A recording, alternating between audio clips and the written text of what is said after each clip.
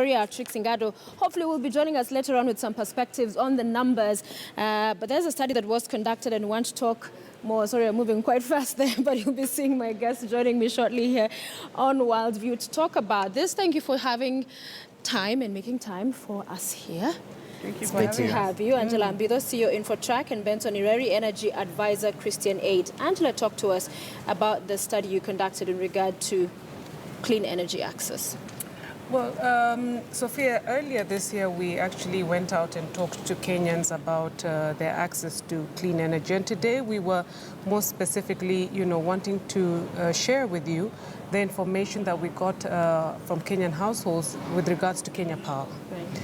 And what we found out is that 57% of the households currently say that they're connected to the grid. Yeah. Not too long ago, I think you consumed some information from government and KPLC saying that about 5.9 million households right now are connected to electricity. Right. We see a disparity there because 5.9 million households then translates to 63%. So there's about 6 to 10% of households who certainly didn't say they were connected, and Kenya Power says they're connected. So the question then that we ask ourselves, are these people who have the meters that were being reported that have not been connected yet? So they don't have active energy supply, electricity supply yet, or was there an overclaim? So in your finding, it's 57.2% as of January that are connected. Is this from, how did you find this out exactly? Well, we went to the households. So like we come to your house and you then become a respondent and we basically ask you whether you have electricity connection today. And if you say yes, then that is a tick in the box. What about margin of error? 63% what the government is saying, you say 57.2% from your findings. Yes. Is it outside that margin of? This particular study was done with a margin of error of plus or minus 2.9. Okay. So then, what government is saying is that they have 5.9 million households. This could essentially mean that the 57% that we have could then be 60, but it could also be 55. Right. That's why I said between 6 and 10%. All right. Yes. Ireri, why did you commission for this study? Thank you so much for having us here. I think one of the key things that we just wanted to see as an organization was basically what's the level of demand for clean energy in Kenya and whether Kenyans actually understood anything about clean energy and the levels of demand for access to clean energy. Another thing also that we just wanted to be sure about is as we go towards the next general elections, we'll be having different issues coming up. Do we think energy will be anything that will determine any voting patterns for Kenyans as we go to the next general elections? And I think what Angela probably also mentioned was that 64% of the people who actually we interviewed indicated that when we come to August general elections, they would actually be willing to vote for a party that commits to provide access to energy that is reliable and affordable. Because the other thing also that we found during the exercise is that the feeling from a majority of Kenyans, nearly half of the income is quite something that the government needs to consider as we generate more energy and also most important as we distribute to the last mile.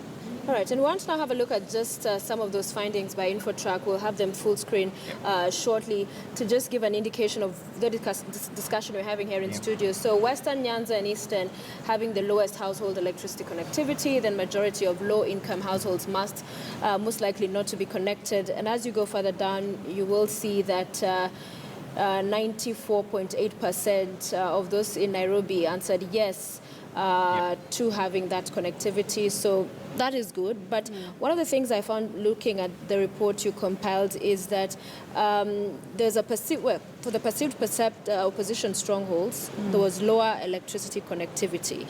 How does that tie in? It's of course threatens to become a very political conversation in an electioneering year. But that is what you found. That's what we found, Sophia. And, when you're analyzing information, normally you don't know what you're going to get. But then when we looked at it, we found very interestingly that the lowest penetration of electricity was in Western. So 74% of the households there said they didn't have access to actual normal Kenya power, what we call power. And they tend to use kerosene lamps. They're also bigger than other areas in solar. We also saw that in Eastern. and we saw it in Nyanza. And we Right. said to ourselves, okay, fine, but these are also the areas that are opposition strongholds. It could very well just be a mere coincidence. Yeah. Because I think with the rollout of the rural electrification, there must have been a rollout plan. Yeah. And maybe the route that they were using, because they have until the end of the year to get to 70% of the households that are connected, then maybe this is the phase that will then concentrate on these areas. On the other hand, if it's not, then I think they need to roll up their sleeves and go there. Yeah. Because this is a government that we've had, since they came in, even in the last State of the Nation address from the president, that since they came into power, they have managed to connect twice what had been connected since independence in terms of the country. But also, and we've seen this even from outside organizations, and as far as climate change is concerned and energy, laud Kenya for her efforts to go the clean energy way. Yep. So did this study capture how far we've gone in as far as clean energy? Because at the end of the day, you can have electricity, but if it's, taking back on the gains we're making and some of the steps we're making in climate change, it doesn't help. So did you get that picture? Yeah, I think you're correct. One of the things that we need to appreciate is the efforts that the government of Kenya has made in terms of at least making energy accessible, or electricity for that matter. I think since Kibaki's administration and what now Uhuru's administration has done is basically to generate more energy and try to connect the people in the rural places. The most important thing is at least there has been a significant focus right now on geothermal, for example. I think that's one of the hugest area. Of course, hydro for a long time has been the main source of energy for Kenya. We have had efforts, for example, to go solar way and wind.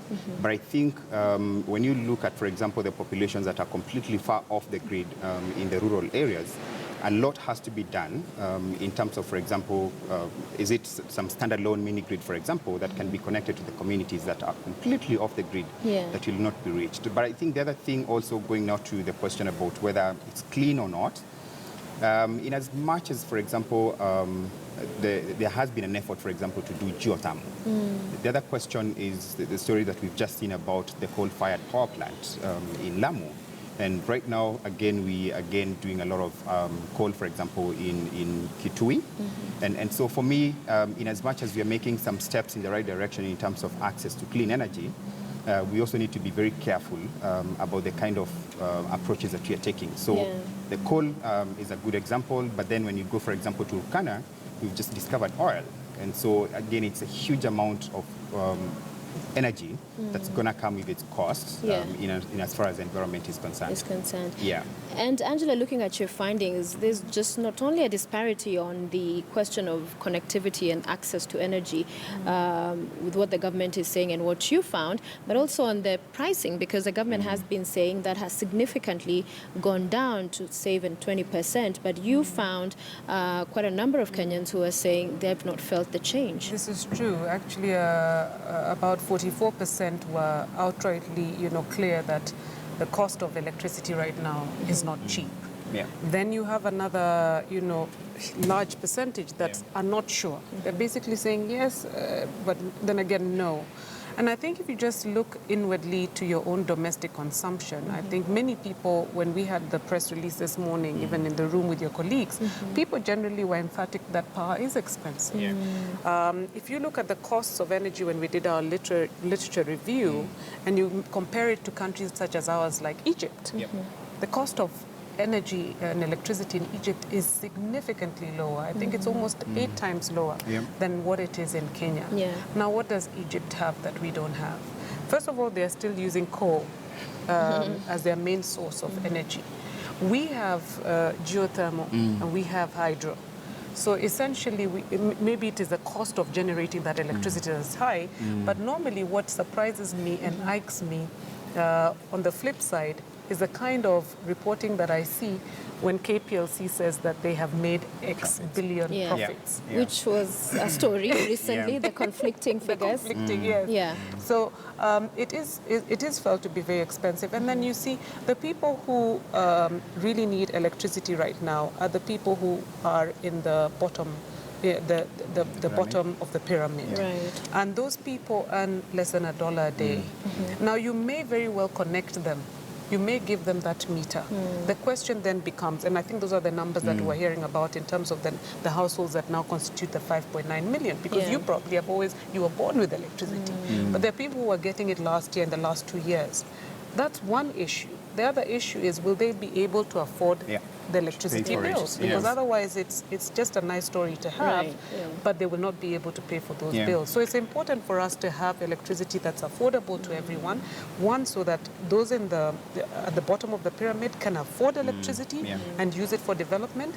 But even those of us who are in business, even those of us who are actually just using it for domestic consumption, can do so much more affordably. All right. And finally, Reri, other than, the affordability aspect, there is stability and, the power interruptions.